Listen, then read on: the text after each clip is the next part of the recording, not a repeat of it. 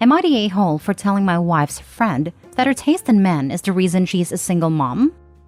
I, 29 male, have known my wife, 30 female, and her best friend Jess, 29 female, since we were all 11. We attended middle and high school together, but I wasn't in their social circles at all. I was always one of the sort of nerdy, awkward kids, and the two of them were both very popular. My wife in particular was extremely popular because she was, and still is, extremely beautiful, kind, and intelligent. She was even our student body president and valedictorian. Jess was also very pretty, and I even had a tiny crush on her back then, and similarly popular, and they've been best friends since kindergarten. My wife and I started dating our senior year of high school after we were paired together to complete a project in one of our classes. We realized that we got along really well, and she asked me out, and I definitely wasn't saying no to her. But Jess, from the very start, did not respect our relationship, and firmly believed that my wife could do much better. She has, in a decade plus since, consistently told that my wife is out of my league, that I was lucky she settled for me so young, and that my wife belongs with a more attractive and successful man. Now, I'm the first one to admit that my wife is out of my league. She's far more attractive, makes more money, and is just generally an amazing human being. But hearing it so often doesn't exactly feel good. Jess also has tried to convince my wife to cheat on me multiple times, and has even tried to set her up with other men because she doesn't approve of my wife and I being the only partners either of us have ever had. Jess has a daughter, 5 female, whose father bailed on her and raises her as a single mom. Jess actually dropped out of med school to raise her daughter once she realized the father was not going to be in the picture. My wife and I absolutely love her daughter and love having her over. Jess had a date on Saturday night, so she left her daughter with us for the night and came to pick her up on Sunday and stayed for lunch.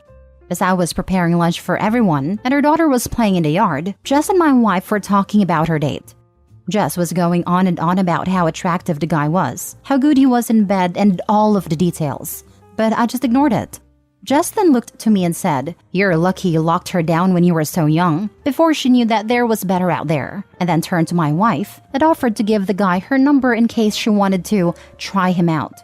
I got really angry at that point, so I just said, "I doubt you know anything about better, because your taste in men is why you're a single mom, and not a doctor right now." Both of them just stared at me in shock, and then Jess called me an a-hole and left quickly with her daughter. My wife has been upset with me since, so I have to ask, am I the a-hole? Edit. I just wanted to point out that my wife acknowledges that what Jess said was inappropriate, but thinks that what I said was unnecessarily cruel.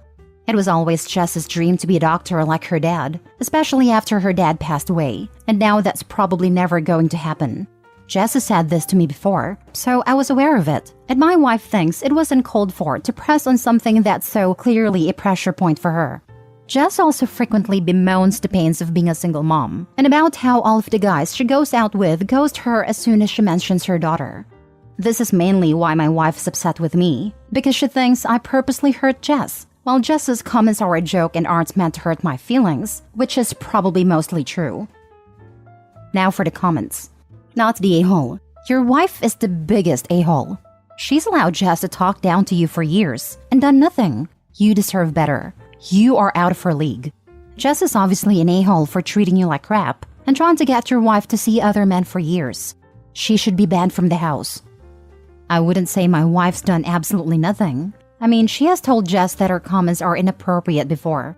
But I honestly think my wife has a hard time standing up to Jess in general. Not even just about me, but Jess also says inappropriate things about my wife. And my wife still doesn't say much. Nothing and not much aren't very far apart in my book. This has been going on for years and should have been stopped already. She's offering your wife phone numbers. She tells her you aren't worthy of her. She's a home wrecker, always has been. Your wife needs to set her straight. My wife has been upset with me since.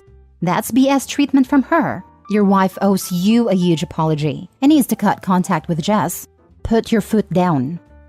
Not the a-hole. And your wife should not be allowing Jess to disrespect you, especially in your own home. I think you should lay some ground rules out for your wife about how Jess treats you and what you are willing or not willing to tolerate. Jess is very much the a-hole here, but your wife is a close second for not stepping in. Yeah, I think that's necessary. Part of the reason why I feel so strongly about this is because we recently found out that my wife is pregnant, though we haven't told anyone yet. So Jess doesn't know that my wife wants to make Jess the godmother. I personally don't want my kid to be raised by someone who thinks so lowly of one of the parents, but maybe that's just me. Not the a-hole. Why is your wife still friends with someone who constantly puts her husband down and encourages her to cheat at every opportunity? Honestly, I think you're the only one in this situation who isn't an a-hole. Jess is one for obvious reasons. I doubt I have to explain them. Your wife is one for not shutting that nonsense down long ago. But your reaction is justified. You've endured Jess's remarks for years. It's understandable that you finally snapped. Honestly, Jess isn't even particularly nice to my wife either. She's always making inappropriate comments. I didn't include this in the post because I didn't really feel like it was relevant. But my wife told Jess about the crush I had on her when we were younger. And Jess always tell my wife how she could have had me if she wanted, and that she's lucky I never tried to take your man. She even said this in front of both mine and my wife's parents. I seriously don't get her. Good Lord, this woman just gets worse and worse. I think she's actually trying to start drama between you and your wife. She's a turd stirrer for sure. Next story. Am I the a-hole for opting out of my best friend's wedding because they didn't invite my girlfriend? My 28 male childhood best friend Brad, 28 male, is getting married in late May to Vicky, 26 female. A week ago on Easter, I received his wedding invite which only listed my name but not my girlfriend Mary, 28 female. For context, Brad, Mary and I have known each other since high school. We were in the same friend group. Mary and I live around 2 hours away from Brad and Vicky, but because Mary's a nurse, she doesn't always have the time to visit Brad and Vicky with me, so I go alone most of the time. But when she's able, she'll join me. Mary has met Vicky and seen her around 10 times in the past 4 years that Vicky is with Brad. Mary and I have been together for 6 years total, and we do plan on getting engaged and married once we are financially settled. So, I asked Brad if Mary is invited and they just forgot to mention her name. To which he replied that Vicky is very strict about some rules. And in order to cut down costs, she's enforcing a no ring, no bring rule for the wedding. So since Mary is just a girlfriend and doesn't have a ring to imply some formality, then she's not invited. I reminded Brad that Mary and I have been together longer than he's with Vicky, and that Mary's also his friend, not just my partner. He says he knows, and tried to talk Vicky out of it, but she's very strict with that. I'll let it go, and I was in a dilemma about whether I should go to the wedding or not because of that. Mary told me she's not happy about the situation, but that I should go to avoid more drama, so I called them to tell them I'll attend. Vicky picked up the phone and said she's sorry about making me uncomfortable by not inviting Mary, but these are the rules. I said I respect the rules. I'm not necessarily happy about it though. She then, for some reason, started being harsh about how Mary and I are not in a serious enough relationship if, after knowing each other for so long and being together for 6 years, we are not engaged yet, and joked that, after all, you never know what tomorrow brings, and that I could break up with Mary anytime since we haven't shown any signs of true commitment. I confronted her and told her that is not her place to validate Mary and I's relationship, and that it's really low of her to use a dumb rule just to shame and micromanage long-term couples who, for whatever reason, haven't gotten married yet. I said I'll pass after all and not attend the wedding. She and Brad said I'm disrespecting them and their choices by choosing Mary over their wedding day, and I said I don't care. Keep your rules, and I'll keep my relationship because it's more important than any exclusive rules that only exist in order to shame people. I've been receiving a lot of backlash from other friends for that choice since, who said I'm an a-hole for being so bitter about something so small. But to me it's not small. They invalidated Mary and our relationship. Not the a-hole. What a stupid rule. And stupid in this instance for many specific reasons. First of all, Mary and Brad were in the same high school friend group, so it could easily be argued that she could be invited purely based on being his friend and totally independent of her relationship with you. Second, using marriage as a barometer of commitment is insane. So by Bride's logic, if cousin Chad gets drunk in Vegas and marries the girl he's been dating for 2 weeks, she would get an invite, while your girlfriend of 6 years would not? That is so dumb. And to top all this off, you were initially willing to let it go and just come anyhow, but then Bride had to double down and insult your relationship to your face. That just sucks. Groom needs to step up and be a good friend and tell Bride she's being ridiculous. I really tried to look past so much stuff and go to the wedding just to honor my friend. I was willing to let go of the fact that Brad didn't even invite Mary not as my girlfriend, but as his friend. They are friends for God's sake. The fact that she's in a relationship with me now doesn't change the fact that we are friends. It is like Vicky wanted to rub it in my face about the no ring, no bring thing, and how insignificant my relationship with Mary is to her. I'd bet $100 that Vicky doesn't like Mary, and that's the real underlying issue here. When someone comes up with a BS rationale like this, it is usually hiding a darker reason. It's often also to show power and dominance. Weddings are a fantastic time to see what people are made of. Here are a few red flags that typically pop up.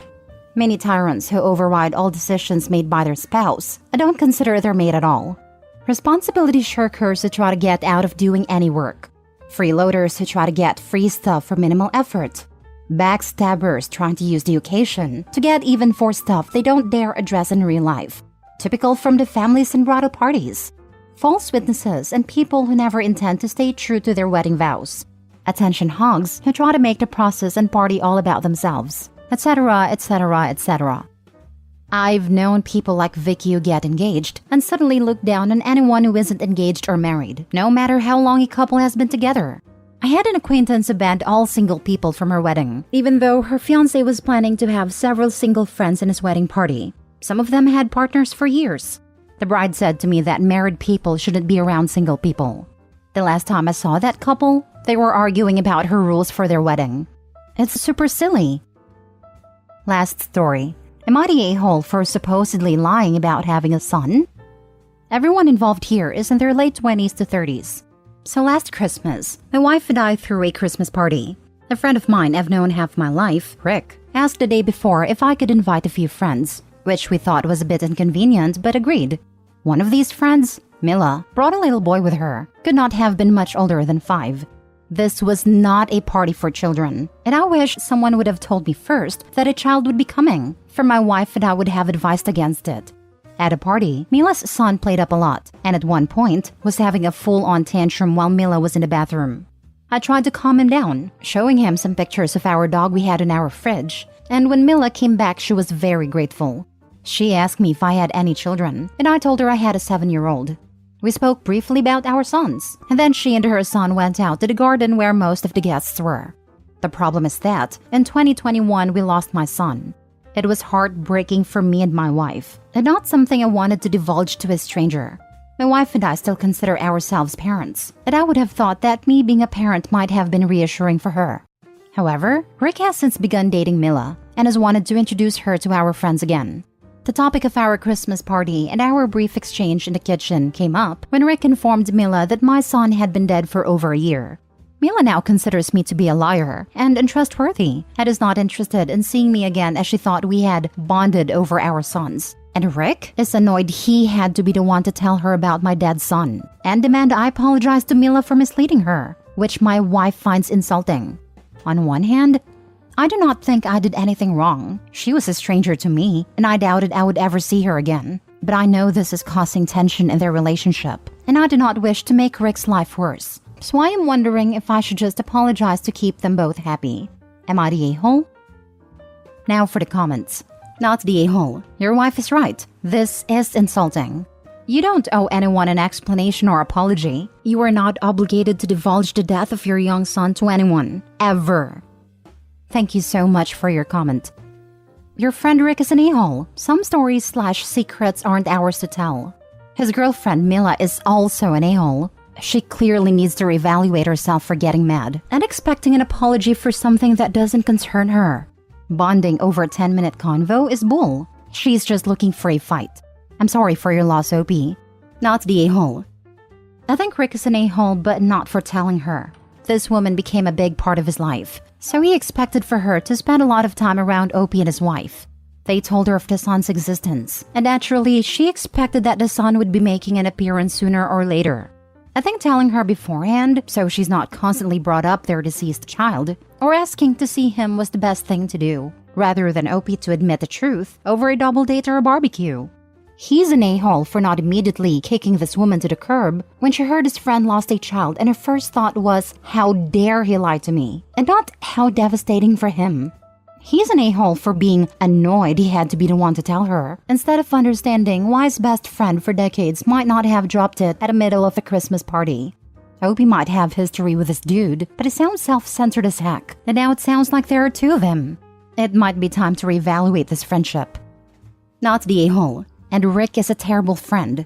Sparing you having to be the one to explain that your son is dead should be something he is happy to do as a supportive friend, honestly. And Mila needs to get over herself and not blame you for anything. Her reaction was so cruel. I wonder if she'd told her son about how he'd get to meet her son, and now she's mad she has to explain death to him? Wouldn't justify this behavior, but it might explain it. I think he believes I lied to her to avoid an awkward conversation. So now he is annoyed he was the one who had to have that conversation. Honestly, I wish they had not been talking about my family at all. I had not considered that. It is possible. I have not been told they were planning to have the boy meet up with us again, but they did not mention that he would be attending last time either, so I suppose I cannot rule it out. I do not know her well enough to really judge if she's that sort of person. Thanks for the comment. Not a-hole at all. This nutty woman has the very worst case of main character syndrome I've ever seen. And Rick's behavior in this absurd situation is unforgivable. The fact that he didn't shut her down immediately says it all. And the fact that he even mentioned this to you makes him utterly unredeemable. He thinks you owe her an apology? They both owe you the most heartfelt and sincere apology in the history of apologies. You wonder if you should apologize to them to keep the peace. Here's the only piece of advice, words to live by actually, that I can offer. The person who's being pressured to keep the peace is never the one who is threatening the peace in the first place. Being friends with these bottom dwellers will ruin your peace, and I'll bet your wife would agree.